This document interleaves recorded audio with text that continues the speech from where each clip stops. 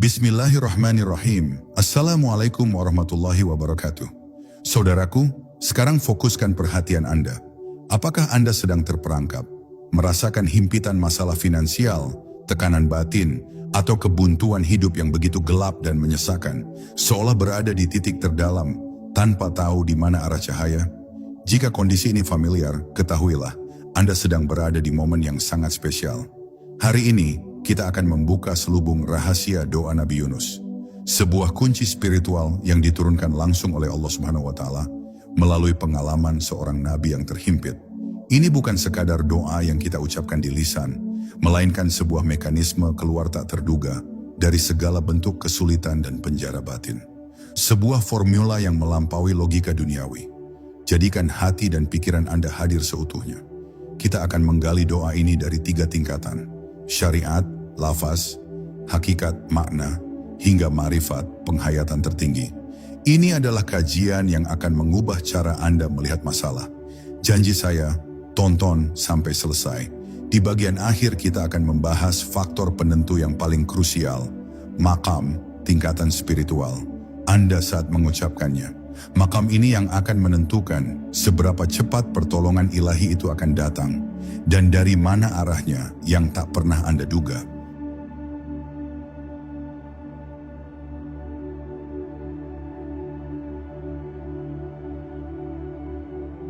Terjebak dalam perut ikan, pancingan emosi. Kegelapan yang dirasakan Nabi Yunus alaihissalam bukanlah kegelapan biasa. Bayangkan 3 lapis kegelapan yang menyelimutinya secara simultan. Kegelapan malam yang pekat, kegelapan dasar lautan yang sunyi, dan kegelapan perut ikan paus raksasa yang menyesakan. Ini adalah gambaran fisik dari puncak keputusasaan dan keterjepitan yang manusia bisa alami. Dalam kondisi terhimpit itu, tidak ada satupun kekuatan di bumi ini yang dapat menolongnya. Tidak ada kapal penyelamat, tidak ada sinyal bantuan, bahkan tidak ada celah untuk bernapas lega. Seluruh sebab musabab duniawi telah terputus, dan logika manusia akan mengatakan, ini adalah akhir dari segalanya. Namun, momen di mana segala pintu tertutup, disitulah pintu tunggal menuju Allah Subhanahu wa Ta'ala terbuka lebar.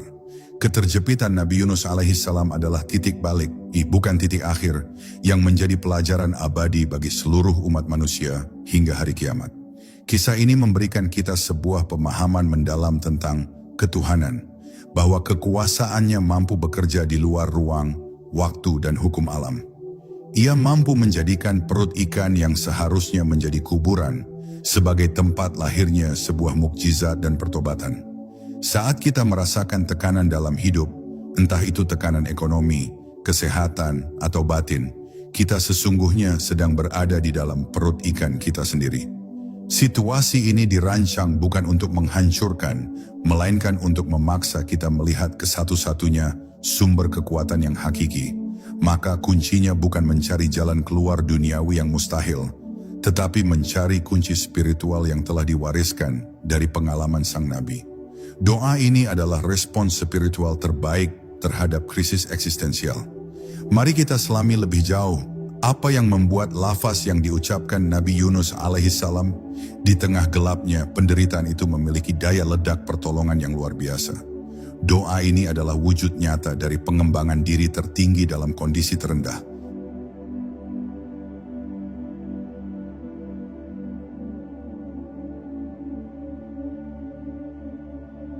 Lafaz and legalitas doa penebusan. Lafaz yang diucapkan Nabi Yunus alaihissalam bukanlah rangkaian kata-kata yang panjang atau permohonan yang spesifik. Ia hanyalah sebuah kalimat pendek, namun mengandung bobot tauhid yang maha dahsyat. Inilah syariat dari doa tersebut. Beliau mengucapkan, La ilaha illa anta subhanaka inni kuntu minaz zalimin. Kalimat ini harus kita hadirkan dan kita ucapkan dengan lisan yang basah, karena ia adalah sunnah yang diajarkan langsung dari Al-Quran. Secara harfiah, maknanya adalah, tidak ada Tuhan selain Engkau, Maha Suci Engkau. Sungguh aku termasuk orang-orang yang zalim. Perhatikan, Nabi Yunus alaihissalam tidak meminta, ia justru memulai dengan pengakuan dan pujian. Keutamaan doa ini ditegaskan dalam banyak riwayat. Doa ini adalah janji dari Allah Subhanahu wa Ta'ala bahwa setiap hamba yang mengucapkannya dalam keadaan susah, maka doanya akan dikabulkan. Inilah legalitasnya dalam agama sebagai sebuah zikir penyelamat. Kuncinya terletak pada dua pilar utama yang terkandung di dalamnya. Pilar pertama adalah pengakuan tauhid murni, la ilaha illa anta subhanaka, yang menihilkan segala kekuatan lain selain Allah Subhanahu wa Ta'ala. Ini adalah pondasi keimanan. Pilar kedua adalah pengakuan diri sebagai orang yang zalim, in kuntu minaz zalimin, yang merupakan sebuah bentuk penyesalan dan introspeksi yang jujur di hadapan Sang Pencipta. Ini adalah kunci spiritual untuk membersihkan diri. Jaminan keberkahan dari doa ini harus menjadi motivasi kuat bagi kita untuk mengamalkannya. Ini adalah salah satu kunci utama yang membuka pintu-pintu langit, sebagaimana yang terdapat dalam kitab suci kita, Al-Quran. Dengan memahami lafaz dan keutamaannya, kita telah menyelesaikan langkah pertama dalam tariqah, jalan, menuju penyelesaian masalah, yaitu memegang teguh lafaz yang syar'i dan terjamin keabsahannya.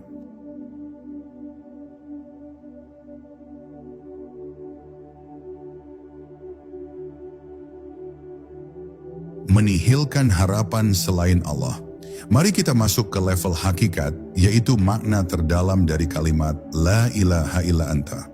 Ini adalah pengakuan tauhid yang bukan hanya di lisan, melainkan pengakuan yang menggetarkan seluruh jiwa dan raga. Hakikat dari La ilaha illa anta, tidak ada Tuhan selain Engkau, saat diucapkan dalam kesulitan adalah penyerahan total dan mematikan semua harapan, sandaran, dan ketergantungan kepada makhluk.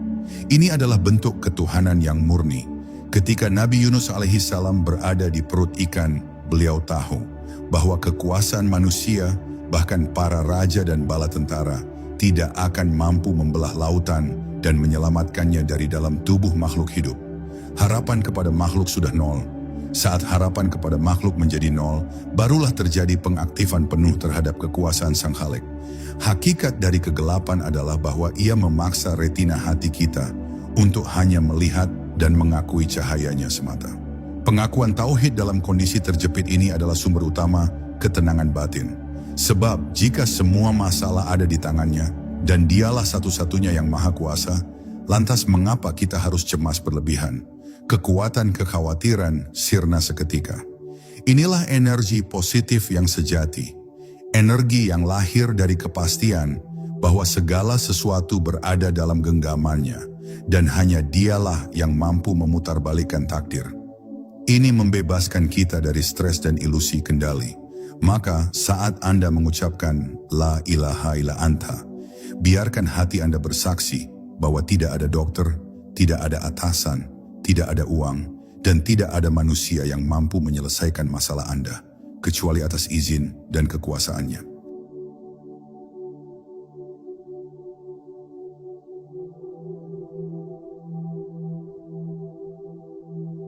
Pengakuan diri sebagai puncak pengembangan diri. Bagian paling transformatif dalam doa ini adalah Inna kuntu minaz zalimin. Sungguh aku termasuk orang-orang yang zalim. Ini adalah kunci spiritual yang membuka keran kasih sayangnya. Perhatikan, Nabi Yunus alaihissalam tidak memohon, Ya Allah keluarkan aku dari perut ikan ini. Alih-alih beliau mengakui kesalahan dan kelemahan dirinya di hadapan yang maha sempurna. Pengakuan ini adalah bagian dari pengembangan diri sejati. Seringkali saat kita terjebak dalam masalah, kita sibuk menyalahkan takdir atau lingkungan. Namun pengakuan in kuntu minaz zalimin memaksa kita untuk introspeksi, melihat kezaliman kita sendiri. Entah itu kepada diri sendiri, orang lain, atau melanggar batasannya. Pengakuan ini adalah energi positif pembersih yang luar biasa. Rasa bersalah dan ego yang selama ini menghalangi masuknya, pertolongan segera dihancurkan oleh ketulusan pengakuan ini. Ia memecah benteng kesombongan. Secara hakikat, mengakui kezaliman berarti mengakui keadilannya dalam setiap ujian yang diberikan. Kita menerima bahwa kita layak diuji, dan dengan pengakuan ini, kita memohon agar keadilannya diimbangi dengan rahmatnya. Ketika hati seseorang telah sepenuhnya mengakui kezaliman diri, barulah ia siap menerima rahmat dan jalan keluar yang tak terduga. Ini karena ia telah menempatkan diri pada posisi sebagai hamba yang hina di hadapan Rabb yang Maha Mulia. Maka saat mengucapkan bagian ini, luangkan waktu untuk muraqabah, introspeksi. Cari akar kezaliman di dalam diri. Doa ini adalah alat pembersih yang meminta kita untuk bertobat sebelum meminta keajaiban.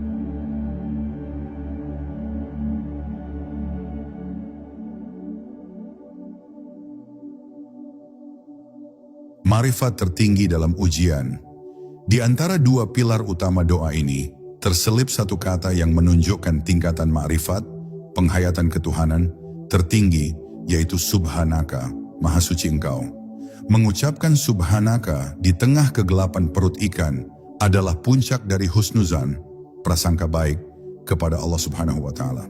Ini adalah pernyataan bahwa Allah Subhanahu wa Ta'ala suci dari segala kekurangan dan kezaliman, bahkan saat kita sedang diuji dengan ujian terberat. Ini adalah energi positif yang sesungguhnya. Ketika kita terjepit kecenderungan manusiawi adalah menyalahkan dan mengeluh. Namun Nabi Yunus alaihissalam justru menyucikan Allah Subhanahu wa Ta'ala, mengakui bahwa ujian ini pasti mengandung hikmah.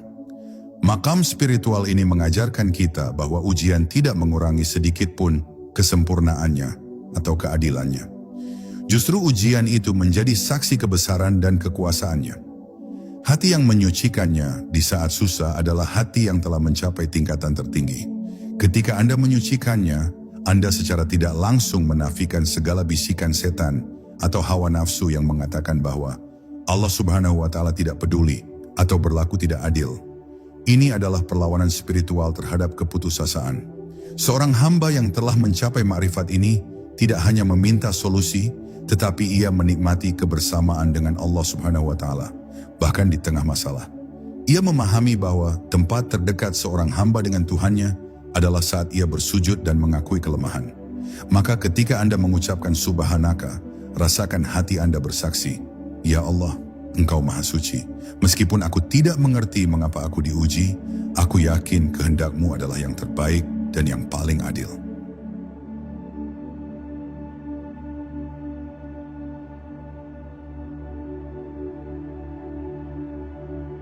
Faktor penentu kecepatan pertolongan.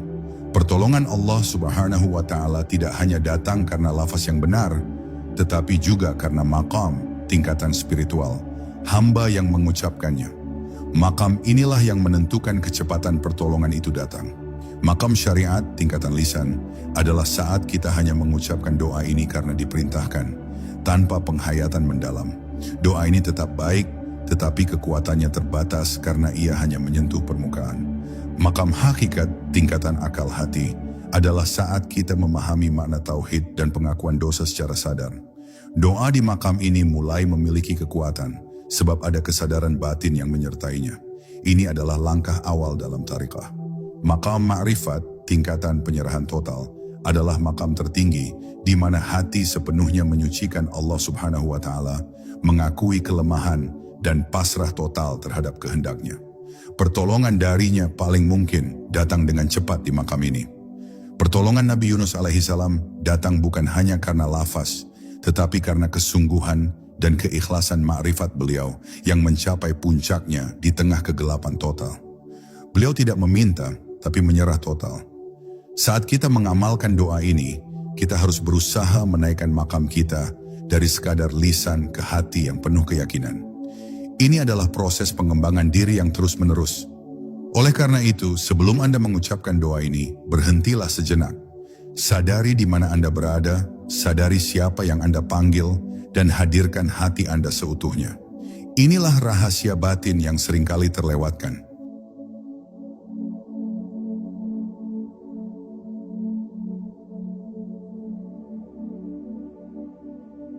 Mukjizat keluar tak terduga. Janji ketuhanan.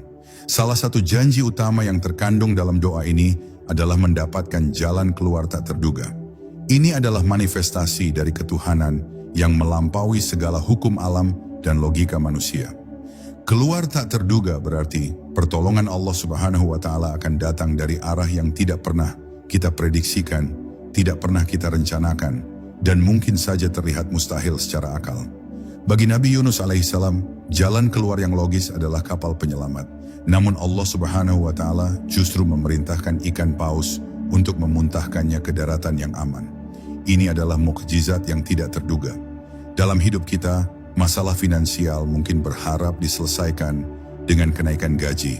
Namun Allah Subhanahu wa Ta'ala mungkin mengirimkan bantuan melalui teman lama atau ide bisnis yang tiba-tiba muncul di benak. Itu adalah pintu tak terduga. Kekuatan visi keluar tak terduga ini harus ditanamkan dalam hati. Jangan membatasi Allah Subhanahu wa Ta'ala dengan ekspektasi atau skenario buatan manusia. Biarkanlah kekuasaannya yang maha besar yang bekerja. Ini adalah bentuk keyakinan, yakin tak tergoyahkan, bahwa Allah Subhanahu wa Ta'ala tidak akan pernah kehabisan cara untuk menolong hambanya yang telah menyerah secara total. Inilah hakikat dari tawakal. Maka, saat kita berdoa, kita tidak hanya meminta diselesaikan, tetapi kita juga membuka diri terhadap segala kemungkinan yang tidak logis dan menakjubkan dari sisinya.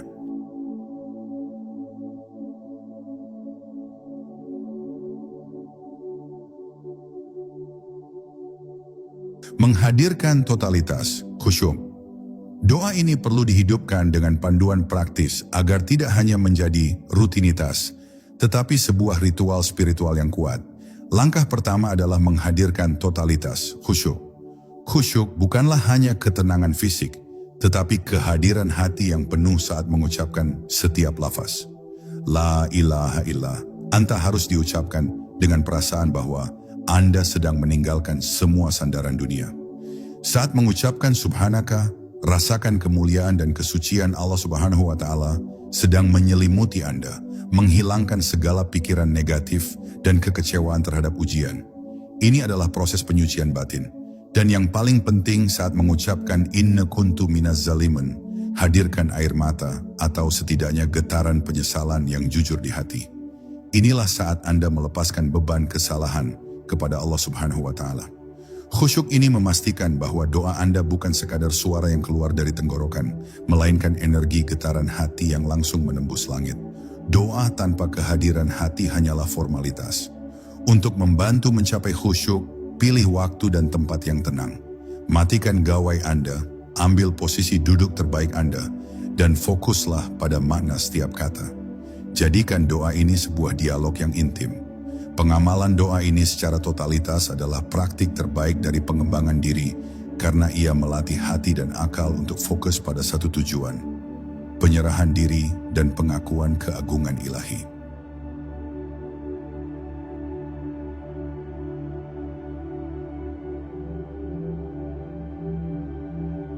Muraqabah dan keyakinan tak tergoyahkan.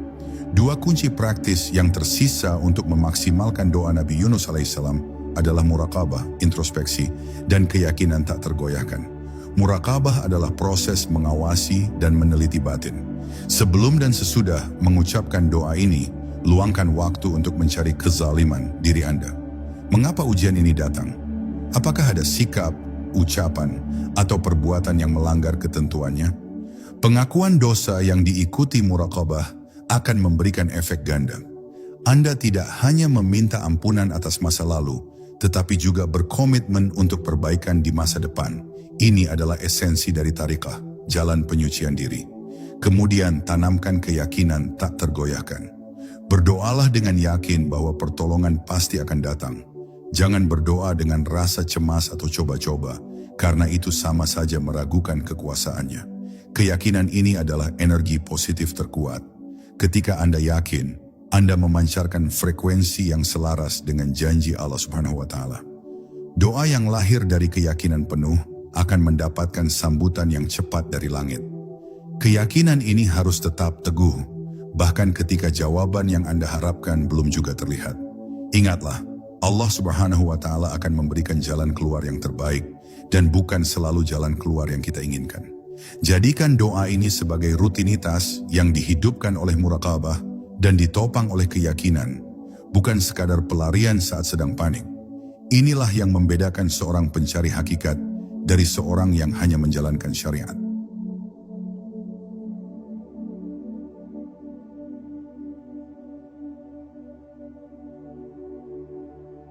Tauhid, penyucian, dan pengakuan.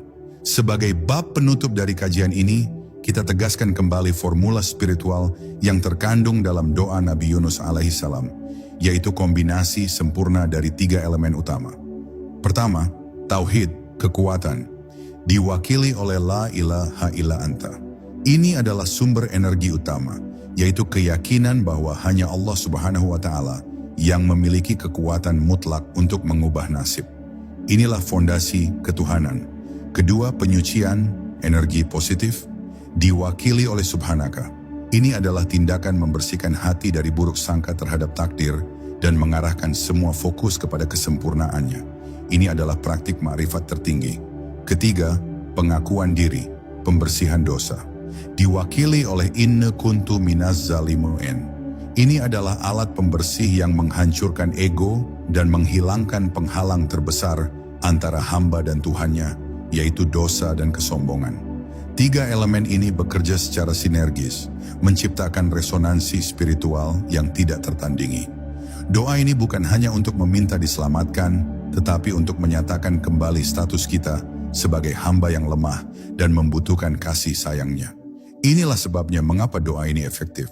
Ia tidak meminta, tetapi memenuhi syarat-syarat spiritual agar Allah Subhanahu wa Ta'ala melimpahkan rahmatnya. Ia mengubah kita dari pemohon menjadi hamba yang bertobat. Memahami dan mengamalkan formula ini secara mendalam adalah tujuan akhir dari pengembangan diri dan ketenangan batin dalam Islam. Doa ini adalah peta jalan dari kegelapan menuju cahaya yang tak terduga.